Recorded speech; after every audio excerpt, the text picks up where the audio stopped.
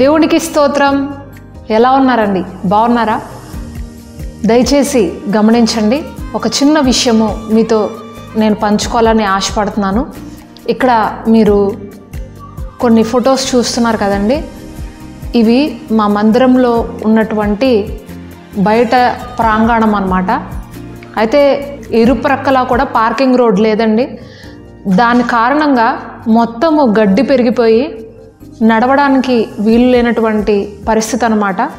మీరు చుట్టూ గమనించినట్లయితే పూర్తిగా పొలాలతో నింపబడి ఉన్నటువంటి స్థలము ఈ యొక్క చర్చి ఉన్నటువంటి ప్రాంగణము.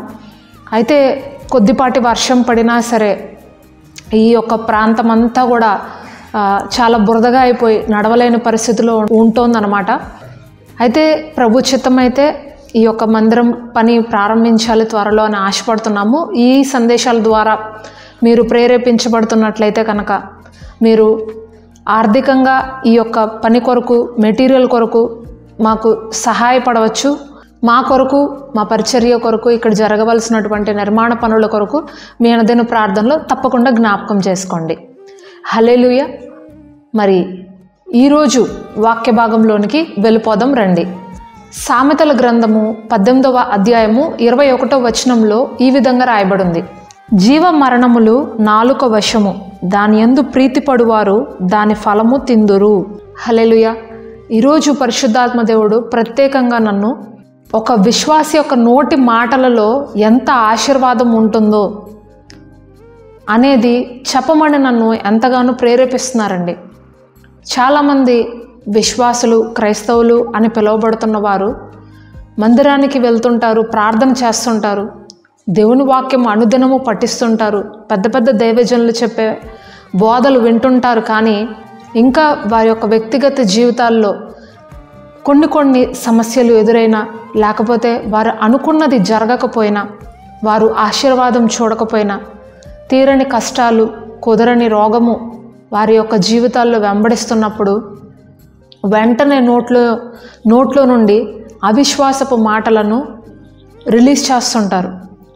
ఇక నాకు తగ్గదులే, ఇక నాకు జరగదులే, ఇది ఏమి కాదు, ఇంకంతే, నా జీవితం అంతే, నా బ్రతికింతే, నేను శపించబడిన వాడని, నేను శపించబడిన దాన్ని, ఎలాంటి అద్భుతము జరగదు, నా లైఫ్లో ఎలాంటి ఆశీర్వాదము రాదు అని ఈ విధంగా ఒక అవిశ్వాసాన్ని, శాపవచనాలను వారు ప్రకటిస్తూ ఉంటారు వారి నోటి వెంబడి. అలాగే మరికొంతమంది ఉదయం లేచిన దగ్గర నుండి కూడా అబద్ధాలు చెప్తుంటారు. ప్రతి చిన్న విషయంలో అబద్ధమే, ప్రతి చిన్న విషయంలోనూ ఇతరులపైన నేరారోపణ చేయటమే, ప్రతి చిన్న విషయంలోనూ ఇతరులను జడ్జి చేయడమే వారి యొక్క ఉద్యోగంగా ఉంటుంది మరికొంతమంది జీవితాల్లో. ఈ విధంగా అనేక మంది విశ్వాసులు అనబడుతున్న వారు అనేకమైనటువంటి వ్యర్థమైన మాటలు పలుకుతున్నారు. మత్తయి సువార్త 12వ అధ్యాయంలో ఈ విధంగా రాయబడి ఉంటుంది: తీర్పు దినమున మనుష్యుడు పలుకు ప్రతి వ్యర్థమైన మాటను బట్టి వారిని తీర్పులోకి తీసుకురావడము జరుగుతుంది. మీ నోటి మాటను బట్టే నువ్వు నీతిమంతుడివి అని తీర్పు తీర్చబడుతుంది, మీ నోటి మాటను బట్టే నువ్వు దోషివని కూడా తీర్పు తీర్చబడుతుంది అని వాక్యము స్పష్టంగా తెలియజేస్తుందండి. ఈరోజు నేను మీకు ఒక ప్రోత్సాహకరమైన మాటను తెలియచేయాలని ఆశపడుతున్నాను. మిమ్మల్ని ఎంత మాత్రము డిస్కరేజ్ చేయడము, లేకపోతే మిమ్మల్ని జడ్జి చేయడము అనేది నా ఉద్దేశం కాదండి. కొన్ని విషయాలలో మనము తెలియకుండానే కొన్ని మాటలు మాట్లాడుతుంటాం. దానివల్ల ఆ యొక్క ఫలాన్ని మనము అనుభవిస్తాము అనే విషయం కూడా చాలామందికి తెలియదు, కాబట్టే ఆ విధంగా మాట్లాడుతుంటారు. అయితే పరిశుద్ధాత్మ దేవుడు జ్ఞానాన్ని అందించే దేవుడు, తప్పుని మనకు తెలియజేసే దేవుడు, ఆదరించే దేవుడు, ప్రోత్సాహపరిచే దేవుడు. ఒకసారి ఒక దైవజనుడికి ఒక అనారోగ్యం వచ్చిందంటండి. ఆయన మంచిగా సేవ చేస్తున్నారు. మరి ఈ అనారోగ్యం రావడం వల్ల ఆయన మంచానికే పరిమితం అయిపోయారు. ఎంతోమంది వైద్యుల దగ్గరికి వెళ్ళారంట, మరి ఎంతో ఖర్చు పెడుతున్నారంట, కానీ ఆ అనారోగ్యం తగ్గట్లా. అయితే ప్రభు అన్నారంట, నీ నోటితో విశ్వాసంతో పలుకు, ఈ యొక్క అనారోగ్యం నాకు తగ్గిపోతుంది అని ఆయనతో చెప్పినప్పుడు ఆయన ఈ యొక్క అనారోగ్యం నాకు తగ్గిపోతుంది, నేను బాగుంటాను, నేను మళ్ళా సేవ చేస్తాను అని ఆయన విశ్వాసంతో పలుకుతున్నారంట. అయితే ఆ విధంగా ఆయన ప్రార్థన చేస్తున్నారు, ఆ విధంగా విశ్వాసంతో ఆయన పలుకుతున్నారు, ఒప్పుకుంటున్నారు. కానీ రోజులు గడుస్తున్నాయి కానీ ఆయన ప్రార్థనకు జవాబు రావట్లేదంట. అయితే ఒకరోజు చాలా బాధ అనిపించి ఫ్రస్ట్రేట్ అయిపోయి, ప్రభువా నువ్వు ఏం చెప్తే అది నేను చేస్తున్నాను కదా, విశ్వాసంతో నన్ను ఒప్పుకోమన్నావు, నేను ఒప్పుకుంటున్నాను, అయినా సరే నా జీవితంలో ఎందుకయ్యా ఈ యొక్క అనారోగ్యం తగ్గట్లేదు అని అడిగినప్పుడు పరిశుద్ధాత్మ దేవుడు ఈ విధంగా చెప్పారంట, నాకు అనారోగ్యం తగ్గిపోతుంది, నేను బాగా సేవ చేస్తాను అని నీ నోటితో నువ్వు ఒప్పుకున్నావు కదా, మరి ఇంకా ఎందుకు మంచం మీద పడుకున్నావు, లేచి కూర్చో అని అన్నారంట. అనగానే వెంటనే ఆ మాటకు ఆయన లోబడి ఆ మంచం మీద నుండి లేచి కూర్చున్నారంట. ఆ కూర్చున్న పిదప ఆయన శరీరంలో క్రొత్త బలము రావడము ఆయన గమనించారంట. దినదినము ఆయన శరీరంలో నుండి అనారోగ్యము వెళ్ళిపోవడము ఆయన గమనించారంట. ఆ తర్వాత ఆయన చక్కటి పరిచర్య చేశారు. ఎంతో చక్కగా దేవుని సేవలో ఆయన వాడబడ్డారు. హల్లెలూయా. ఈ మాటలు నేను మీతో ఎందుకు చెప్తున్నానంటే, మన నోటిలోనే ఆశీర్వాదం ఉంది ప్రియమైన సోదరి సోదరులారా. మన నోటిలోనే జీవం ఉంది, మన నోటిలోనే ఉజ్జీవం ఉంది, మన నోటిలోనే దీవెన వచనాలు దేవుడు పెట్టి ఉన్నాడు. ప్రతిరోజు కూడా ఉదయం లేవంగానే ఈరోజు నేను ఆశీర్వదించబడతాను, ఈరోజు నేను అద్భుతం చూస్తాను, ఈరోజు నేను దేవునిలో బలంగా ఉంటాను అని అనుకుంటూ మీరు లేవండి. మీ పిల్లలపైన చేతులు ఉంచి ప్రతిరోజు వీరు వెళ్తున్న స్థలాల్లో వీరికి ఆశీర్వాదాన్ని ఇవ్వు, వీరి చేతి పనుల్లో ఆశీర్వాదాన్ని ఇవ్వు, వీళ్ళకి మంచి ఆరోగ్యం దయచేస్తున్నందుకు నీకు వందనాలు అని ఈ విధంగా ప్రతిరోజు మీ పిల్లలపైన చేతులు ఉంచి వారిని ఆశీర్వదించండి. అప్పుడు మీ పిల్లలపైన ఎలాంటి కీడు రాకుండా, మీ పిల్లలపైన ఎలాంటి అనారోగ్యం రాకుండా ఎప్పటికప్పుడు దేవుడు తన యొక్క దేవదూతలను ఉంచి వారిని కాపాడుతూ ఉంటాడు. ఒక సహోదరి అంట వివాహం జరగట్లేదని ఎంతో బాధపడుతుందంట. అయితే ఒకరోజు ఆమె ఎంతో విశ్వాసంతో పెళ్ళిలో వేసుకున్నటువంటి ఆ గౌన్ కొనుక్కొని వచ్చి దేవుని సన్నిధిలో పెట్టి, నేను త్వరలో ఈ గౌన్ వేసుకోబోతున్నాను, నాకు పెళ్ళి కుదిరింది అని విశ్వాసంతో ఒప్పుకోవడం స్టార్ట్ చేసిందంటండి. ఒప్పుకోవడం స్టార్ట్ చేసిన కొద్ది దినాలకే ఆమెకు చక్కటి వివాహ సంబంధము దొరికింది.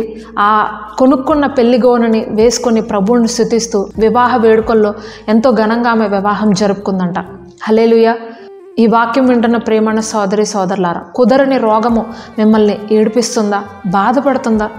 అయితే ప్రతిరోజు మీరు ఇలాగంటున్నారేమో, ఈ అనారోగ్యం ఇంకా నాకు తగ్గదు, నేను ఇలాగే ఉండిపోతాను, ఈ నడుము నొప్పి నాకు ఇంకా విడిచిపట్టట్లేదు, ఇంక ఇది ఇలాగే ఉండిపోద్దేమో, ఈ క్యాన్సర్ ఇంక ఇది ఇలాగే ఉండిపోతుందేమో, ఈ మోకాళ్ళ నొప్పులు ఇంక ఇవి ఇలాగే ఉండిపోతాయేమో, నా లైఫ్ లాంగ్ నేను ఇంకా కుంటుతూనే నడవాలేమో, ఈ కడుపులో నొప్పి నాకు ఇంక ఇలాగే ఉండిపోద్దేమో, ఇక తగ్గదేమో అని మీరు నెగిటివ్ని స్ప్రెడ్ చేస్తున్నారేమో. మీ శరీరంలో దానిని పదే ఆ శాపవచనాన్ని మీరు వెల్లడి చేస్తున్నారేమో. ఆ విధంగా చేయడం వల్ల ఎంత మాత్రమో ఉపయోగం లేదు ప్రియమైన సోదరి సోదరులారా. ప్రతిరోజు లేవంగానే నా యొక్క నొప్పి తగ్గిపోయింది, ప్రభువు నన్ను స్వస్థపరిచాడు, నేను ఆరోగ్యంగా ఉన్నాను అని మీరు విశ్వాసంతో ఒప్పుకోండి. కొద్ది దినముల్లోగా మీ శరీరంలో ఏ మందు లేకుండానే దేవుడు మిమ్మల్ని స్వస్థపరచడము అనేది మీ కన్నులారా మీరు చూస్తారు. మీ శరీరము ఆ యొక్క ఫీలింగ్ని అనుభవిస్తుంది. హల్లెలూయా. వివాహం జరగట్లేదు అని ప్రతిరోజు నెగిటివ్గా అవిశ్వాసంతో మాట్లాడుకునే బదులు విశ్వాసంతో దానిని క్రియారూపకంగా మీరు ఒప్పుకోవడము ప్రారంభించినప్పుడు, ఆ విధంగా మీరు బిహేవ్ చేయడం స్టార్ట్ చేసినప్పుడు దేవుడు కొద్ది దినాల్లోనే మీరు అడిగి ఊహించిన దానికన్నా అత్యధికమైన మేలుతో మీ యొక్క వివాహ సంబంధాలు మీకు కలిగేలాగా చేయడము అనేది మీ జీవితాల్లో చూస్తారు. ప్రియమైన సోదరి సోదరులారా, ఏ సమస్య అయినా, ఏ ఇబ్బంది అయినా, ఏ ఇరుకైనా మీ నోటితో మీరు జీవాన్ని పలికినప్పుడు, మీ నోటితో మీ యొక్క ఆశీర్వాదాన్ని మీరు ఒప్పుకుంటున్నప్పుడు ఆ ఆశీర్వాదము మీ వద్దకు రాకుండా ఏ అపవాది శక్తియు కూడా పనిచేయదు. ప్రియమైన సోదరి సోదరులారా, మీ ఇంట్లో నుండి, మీ యొక్క శరీరాల్లో నుండి మీ నోటితో మీరే ఆ యొక్క చీకటిని వెళ్ళగొట్టండి యేసు నామంలో. ఏ దైవజనుడు, ఏ ప్రవక్తో లేదా గొప్ప వారు వచ్చి మీకు ప్రార్థించిన అవసరం లేదు. మీ నోటిలోనే జీవం పెట్టాను అని దేవాది దేవుడు ఈరోజు మాట్లాడుతున్నారు. కాబట్టి నేను మిమ్మల్ని మరలా ప్రోత్సాహపరుస్తున్నాను. దయచేసి ఎప్పుడు అవిశ్వాసం మాట్లాడద్దు, ఎప్పుడు నెగిటివ్ మాట్లాడద్దు. పేతురు ఒకటే మాట అంటాడు, నా వద్ద వెండి బంగారాలు లేవు, కానీ యేసు నామంలో నువ్వు లేచి నిలవబడు అని అన్నప్పుడు ఆ శృంగారపు అనే దేవాలయం దగ్గర ఉన్నటువంటి కుంటివాడు లేచి నడిచి గంతులు వేయడం ప్రారంభిస్తాడు. మీ దగ్గర ఉన్నది యేసు నామము, మీ దగ్గర ఉన్నది ఆయన యొక్క శక్తి కలిగిన నామం. ఆయన నామంలో మీరు ఒప్పుకున్న దేనినైనా సరే విశ్వాసంతో ఒప్పుకుంటే దేవుడు చేయటానికి సిద్ధంగా ఉన్నారు. మరి ఈ వాక్యము మీకు ఆశీర్వాదకరంగా ఉంది అని నేను విశ్వసిస్తున్నాను. తలలు వంచండి, మీ అందరి కోసం ఒక చిన్న ప్రార్థన చేస్తాను. ప్రార్థన. మహాపరిశుద్ధుడైన ప్రేమ కలిగిన మా తండ్రి యేసయ్యా, నీకు వందనాలు ప్రభువా. అవును తండ్రి, విశ్వాసంతో మా నోటి మాటలు ఒప్పుకుంటున్నప్పుడు మా నోటి నుండే జీవము మరణము ఉంది అని చెప్తున్నావు. ఆ నోటి మాటల ద్వారానే మాకు ప్రతిఫలం ఉంటుంది అని నువ్వు చెప్తున్నావు ప్రభా. నోటి మాటల ద్వారానే ఆశీర్వాదం ఉంటుంది అని చెప్తున్నావు తండ్రి. దేవా, మరి ఇక్కడున్న బిడ్డలందరినీ నీ చేతులకు అప్పగించుకుంటున్నాను. ఇదిగో తెలియక అనేక సంవత్సరాలుగా వారి నోటితోనే వారు నెగిటివ్ని స్ప్రెడ్ చేస్తున్నారు, శాపాన్ని వారి నోటితో వెల్లడిస్తున్నారు, ప్రకటిస్తున్నారు.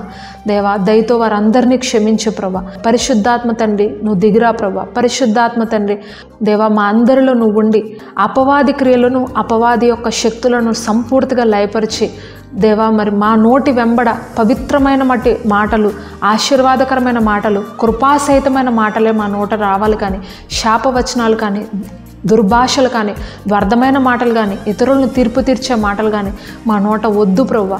అటువంటి వాటన్నిటి నుంచి మమ్మల్ని దూరపరచు నా తండ్రి. దయతో మమ్మల్ని క్షమించు.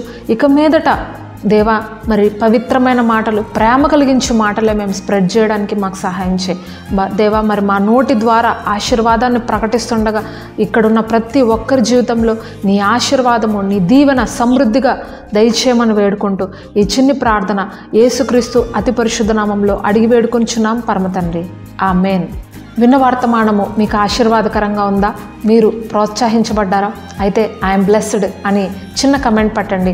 అలాగే ఇతరులకు షేర్ చేయడము, లైక్ చేయడము కూడా అసలు మర్చిపోకండి. ప్రభు చిత్తమైతే మరొక క్రొత్త సందేశంతో మీ ముందుంటాను. దేవుని ప్రేమ, ఆయన కాపుదల మీకు, మీ కుటుంబాలకు సదాకాలం తోడుగా ఉండి నడిపించునుగాక. ఆమేన్.